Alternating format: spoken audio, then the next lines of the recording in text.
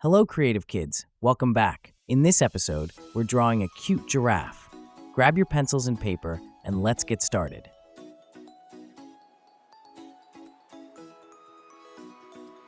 Giraffes are the tallest animals in the world.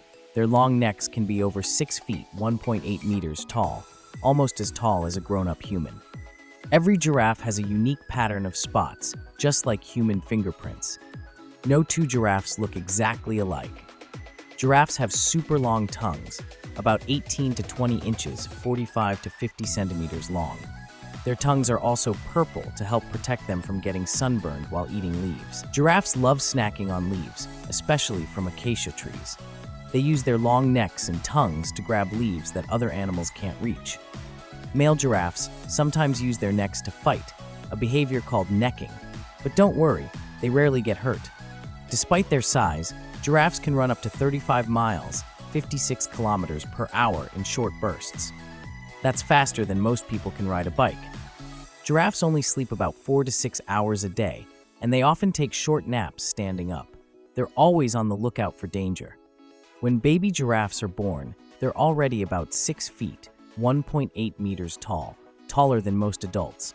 They can also stand up and walk just hours after being born.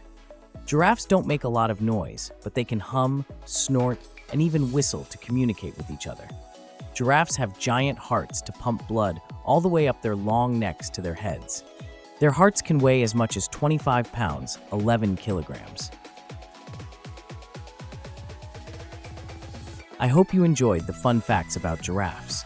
Don't forget to share your masterpiece with us at creative.kids.artistry@gmail.com. We'd love to see your creations.